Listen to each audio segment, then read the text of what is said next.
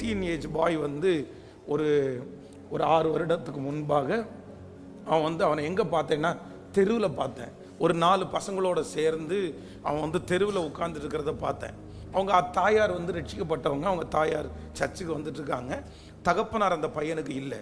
அப்போ ஒரு நாள் தெருவில் அவனை பார்த்த உடனே அவன் என்ன சொன்னேன் அப்படின்னு சொன்னால், நான் தனியாக அவனை கூப்பிட்டு என்னை பாருன்னு சொல்லிட்டு, நீ அந்த தெருவில் அந்த பசங்களோட சேர்ந்து நீ இருக்காத, அது உனக்கு நல்லதில்லை. ஏன்னா அந்த பசங்க, நீ இருக்கிற பசங்க எல்லாருமே ரவுடி பசங்களாக இருக்கிறாங்க, அதனால அவங்களோட நீ நேரத்தை செலவு பண்ணாத அப்படின்னு சொன்ன உடனே எங்கிட்ட பதில் தப்பாக எதுவும் பேசலை, சரி அப்படின்னு தான் சொன்னான்.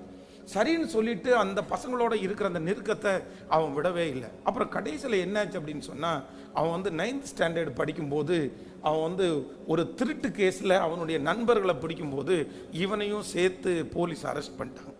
இவன் நல்ல பையன், இவங்க அம்மா தனியாக இருக்கிறாங்க. அப்போ அவங்க அம்மா போலீஸ் அரெஸ்ட் பண்ண உடனே ஃபஸ்ட்டு என்ன தான் கூப்பிட்டாங்க. என்ன தான் கூப்பிட்ட உடனே நான் ரத்னபுரி போலீஸ் ஸ்டேஷனுக்கு நான் போனேன்.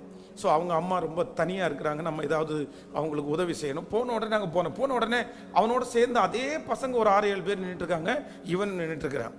ஸோ என்னன்னு கேட்கும்போது, சார் இவன் சர்ச்சுக்கு வர பையன், அவன் அப்படியெல்லாம் பண்ண மாட்டான் அப்படின்னு சொன்ன உடனே அந்த போலீஸ், அந்த ஸ்டேஷனில் இருக்கிற போலீஸ் நிறைய அவன் மேலே எடுத்து காமிச்சார். இதெல்லாம் பாருங்கள் சார், இதெல்லாம் பாருங்கள் சார், இதெல்லாம் பாருங்கள் சார், இவன் இவ்வளோ பண்ணியிருக்கான், இவன் இவ்வளோ பண்ணியிருக்கிறான்.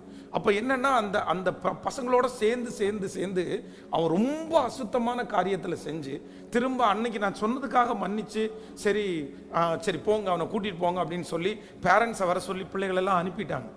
ஆனால் இன்று பார்த்தீங்க அப்படின்னு சொன்னால் அவனுடைய வாழ்க்கை நல்ல முறையில் இல்லை. அதனால ரொம்ப கவனமாக கவனிச்சுங்க. கேர்ள்ஸும் அப்படி தான்.